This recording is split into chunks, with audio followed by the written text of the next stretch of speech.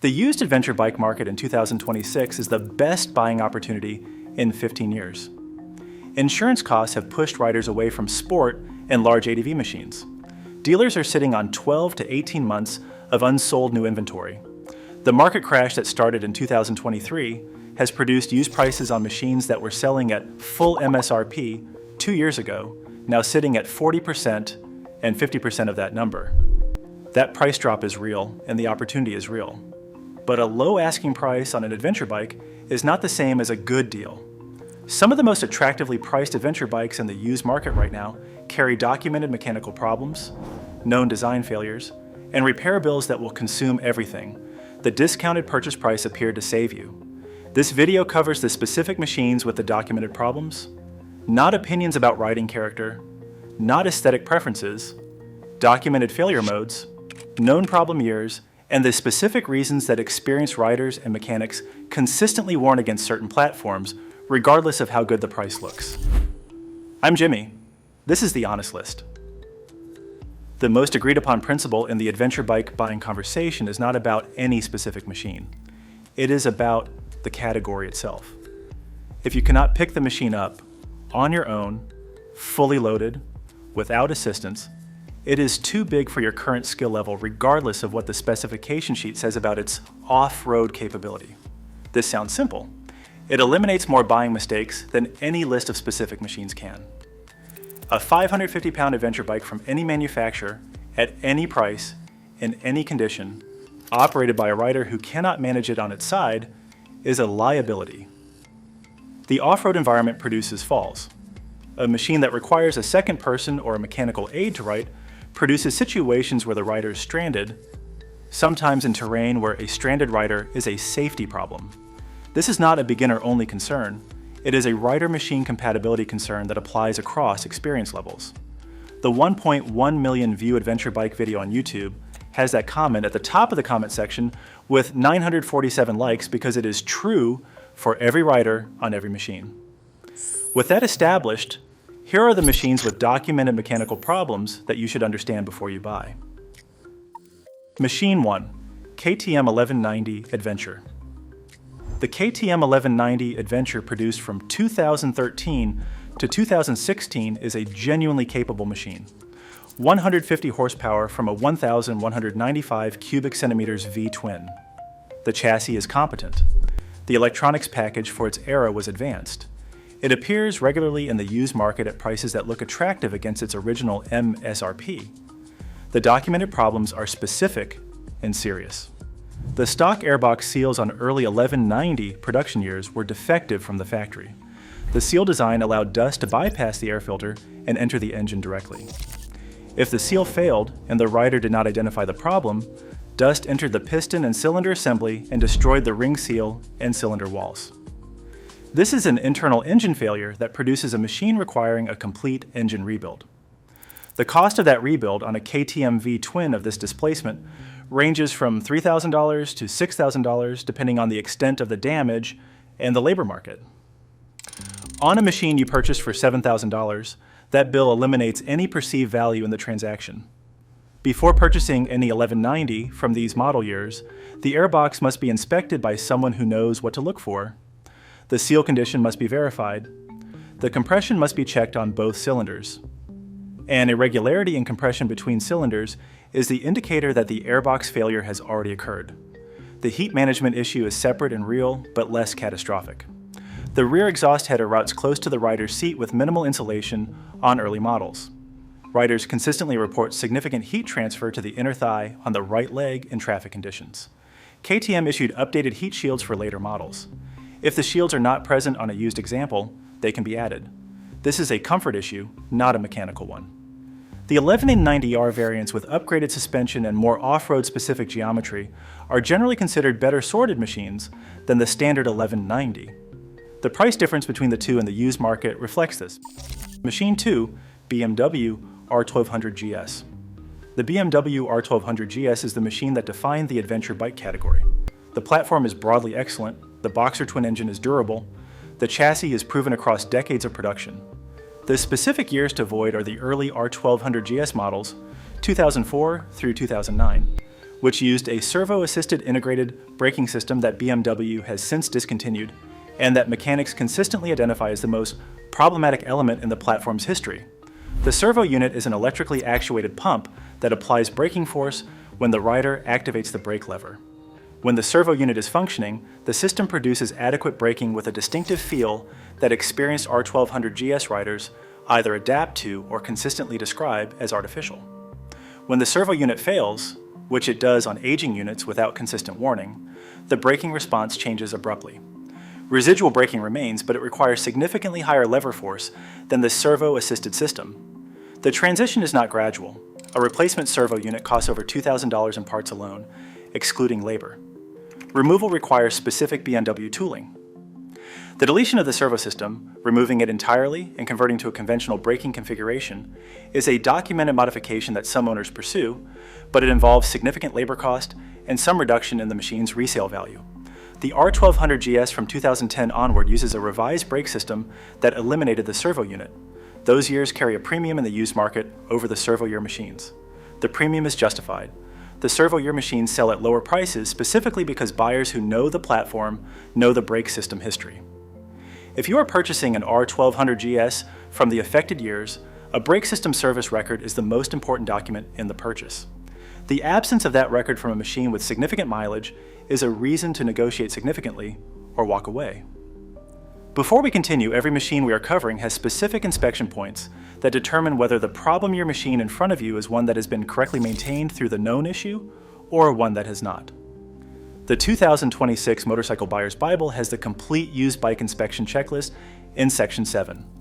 Not a generic checklist, specific checkpoints by system with the specific indicators that separate a machine worth buying from one worth avoiding at any price. Section 5 also has the full ADV Buyer's Guide with the specific model years to target across every platform in the category. The Bible Section 1 confirms that large ADV bikes right now are available used at up to 50% of their original asking prices, but only the right years of the right machines. Link in the description. Was $97, now $9. Machine 3, Triumph Tiger 800. The Triumph Tiger 800 is a capable, characterful machine with a strong ownership record. The triple-cylinder engine is genuinely enjoyable. The handling is competent on and off-road. It appears consistently in experienced rider recommendations for the middleweight ADV category. The documented problem is not a catastrophic failure. It is a maintenance access issue that produces an ongoing ownership cost that buyers rarely anticipate. Replacing the air filter on the Tiger 800 requires removing the crash bars, all of the body panels, and lifting the fuel tank. It is a task that takes an experienced mechanic 1 to 2 hours and a first-time Tiger 800 owner considerably longer. At dealer labor rates, an air filter service that costs $15 in parts produces a bill of $150 to $200 in labor. In an adventure machine where riding in dusty conditions is part of the intended use case, and where air filter maintenance intervals shorten significantly with off-road use, this access problem is not a minor inconvenience. It is a recurring ownership cost multiplier. This does not make the Tiger 800 a machine to avoid. It makes it a machine that rewards riders who learn to perform their own maintenance. A rider who is willing to spend one afternoon understanding the service procedure and performing the filter replacement themselves converts a $200 recurring dealer bill into a $15 parts cost. A rider who is not willing to do that should understand the labor cost before committing to the platform. The 2012 to 2015 model years of the Tiger 800 had an additional documented issue with the fuel pump on some units. The failure mode is intermittent starting difficulty that progressively worsens. If a used Tiger 800 from these years shows any starting hesitation, the fuel pump is the first thing to inspect. Machine 4. Moto Guzzi Stelvio. The Moto Guzzi Stelvio is a distinctive machine. The transverse V-twin layout with horizontally opposed cylinders gives it a visual and mechanical character unlike anything else in the adventure category. The Italian personality is real, and it attracts a specific kind of buyer. The early Quattro Valvo engine, the 4-valve per cylinder configuration used in Stelvio models from 2008 through approximately 2011, had a documented valve train failure mode that Moto Guzzi has acknowledged and that the aftermarket has developed a solution for.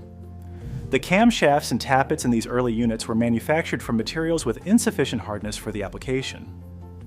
Under normal use, the tappet face and cam lobe surface would wear against each other at a rate that the engine oil could not compensate for. The wear produced metal particles that circulated through the oil system, contaminating the lubrication and accelerating wear throughout the engine. The eventual failure mode is complete valve train failure requiring full engine rebuild or replacement. The aftermarket fix, referred to in Stelvio ownership communities as rollerizing, involves replacing the flat tappets with roller follower assemblies that eliminate the metal-on-metal contact that caused the original failure.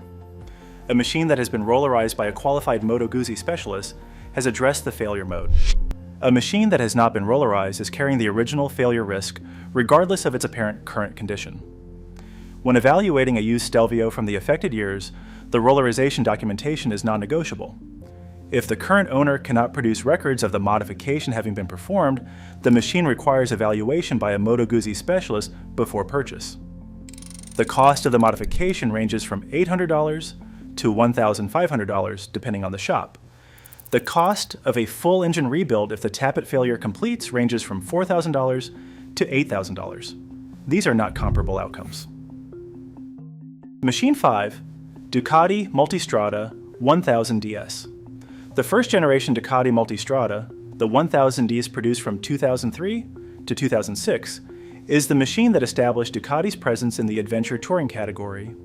The L-twin engine character is genuinely distinctive. The handling, for its era, was praised by the motorcycle press. It appears in the used market at prices well below what comparable performance machines cost from other manufacturers. The documented problem is the fuel tank. Ducati used a plastic fuel tank on the first generation Multistrada at a time when fuel formulations in the United States contained higher ethanol concentrations than the plastic material was tested against. Over time, ethanol blended fuel reacts with the plastic, causing the tank material to absorb moisture and expand. The deformation is visible on affected tanks as surface rippling and dimensional distortion. The deformation has two practical consequences. The aesthetic consequence is significant cosmetic damage to a visible component. The mechanical consequence is more serious. A deformed tank can become impossible to remove cleanly, and on severely affected units, impossible to reinstall correctly after removal. A tank that cannot be removed correctly makes access to the fuel system, the airbox, and several other maintenance critical areas impractical. Replacement tanks for the first generation Multistradas are available from aftermarket sources, but are expensive relative to the machine's current market value. An affected machine that requires a tank replacement may require spending more on the repair than the purchase price of the machine. Machine 6, Kawasaki KLR 650. The KLR 650 has a documented history that spans decades and includes one of the most thoroughly documented aftermarket modification communities of any motorcycle in production. The machine's reputation for durability and worldwide serviceability is earned and accurate for the earlier generations. The 2022 and later Generation 3 KLR 650 is a different machine in one specific and important way. It is heavier. Kawasaki added fuel injection, updated ABS, and chassis changes that brought the wet weight to approximately 487 pounds, nearly 500 pounds for a single-cylinder machine producing approximately 40 horsepower. The power-to-weight ratio of Generation 3 KLR places it at a disadvantage against machines in the same price range that are lighter and produce more power. The Honda CB500X, the Royal Enfield Himalayan 450, the Kawasaki vs. X300, machines at or below the KLR's price point that offer better power-to-weight ratios and in some cases comparable or better real-world fuel economy. The KLR's reliability record is real. The machine will run. But the specific buyer who is considering Generation 3 KLR for adventure use should understand that the performance characteristics, specifically the highway overtaking capability and the power available for sustained elevation changes, are limited by the weight relative to the engine output. The earlier KLR 650 generations, particularly Generation 2 machines produced from 2008 through 2021, have the benefit of the fully developed aftermarket solution for the doohickey issue, a documented maintenance item on those generations that the enthusiast community has thoroughly addressed. A well-maintained Generation 2 KLR with documented doohickey service is a more capable adventure machine for the money than a new Generation 3 at the current market pricing. Every machine on this list has a specific inspection procedure that separates the unit worth buying from the one worth leaving. The Section 7 inspection checklist in the 2026 Motorcycle Buyer's Bible covers used ADV bike purchases specifically, the compression test procedure, the brake system indicators, the fuel system condition assessment, and the documentation review that tells you whether the known issues on a specific platform have been addressed. Section 1 confirms that the 2026 ADV market is producing used buying opportunities at prices that have not existed in 15 years. The checklist is what converts that opportunity into a purchase you do not regret. Link in the description. It was $97, now $9. Machine 7, BMW G310GS. The G310GS is built in India by TVS under BMW's technical direction. The partnership is not the problem. Royal Enfield manufactures excellent machines in India. The problem with the G310GS is the mismatch between what the badge implies about the machine and what the machine actually delivers. The 313cc single-cylinder engine produces 34 horsepower. At American highway speeds, sustained 70 to 75 miles per hour operation, the engine is running at RPM levels that produce significant vibration through the bars and pegs. This is not unusual for a small displacement single, but it is a characteristic that the BMW badge and the adventure bike visual language do not communicate to buyers who associate both with long-distance capability. The machine is appropriate for riders who are primarily operating on secondary roads at speeds below 60 miles per hour, who want a lightweight platform for learning adventure riding techniques, and who are not planning sustained highway transit between off-road sections. In that use case, the G310GS is competent. It is not appropriate for buyers who are paying the BMW premium, expecting the long-distance comfort and highway stability that the GS nameplate commands on the larger platforms. The new price of $5,695 is significantly higher than the Honda CRF 300L and the Royal Enfield Himalayan 450, machines in the same displacement range with equivalent or better real-world adventure capability and no badge premium built into the price. Used G310GS machines appear at prices between $3,500 and $4,500. At those prices, the value proposition is more reasonable.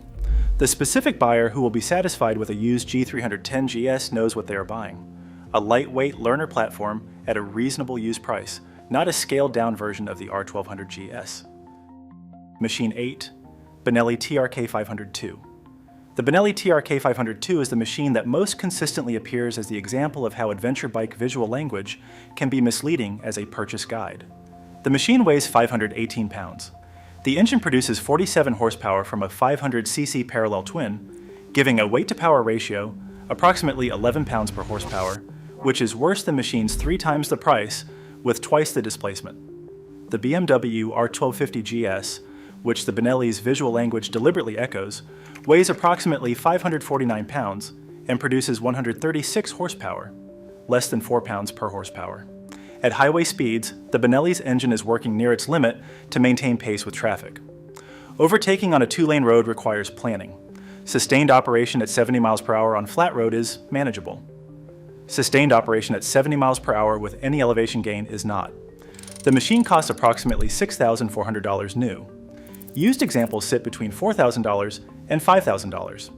For the same money, the used market in 2026 offers mid-weight Japanese and European adventure machines with better power-to-weight ratios, more developed parts availability, and more established ownership communities.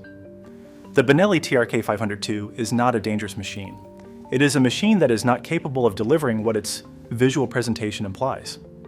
For a buyer who understands what they are purchasing, a lightweight, modest performance machine at a modest price, the expectation is manageable. For a buyer who purchases it because it looks like a GS, the disappointment is predictable. Machine 9. Royal Enfield Himalayan 411. Do not confuse this with the Himalayan 450, which is a liquid-cooled, thoroughly revised machine that represents a genuine advancement in what Royal Enfield produces in this category. The 450 has received substantively positive reviews from riders with serious ADV experience. The original air-cooled Himalayan, the 411cc unit that ran from 2016 through 2023, has a documented suspension limitation that makes it appropriate for one kind of riding and inadequate for another.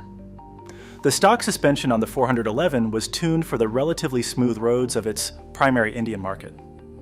On paved roads and smooth gravel, it is adequate. On genuine technical off-road terrain, rocky tracks, rutted paths, anything requiring significant suspension travel, the suspension bottoms out. The geometry does not recover well from bottoming. Riders who have pushed the 411 in technical terrain consistently report the machine's inability to handle what the visual language of the adventure category implies it can handle. The aftermarket suspension solutions for the 411 are documented and available. Riders who have upgraded the suspension components, both fork internals and rear shock, report a significantly more capable machine. That modification adds between $400 and $800 to the purchase cost, depending on parts selection. At $2,500 to $3,500 in the used market, a modified 411 with documented suspension work is a capable light adventure machine for riders operating primarily on secondary roads and moderate off-road terrain. An unmodified 411 at those prices, evaluated against what the adventure category implies, is a machine likely to produce disappointment in the terrain its buyers expect it to handle.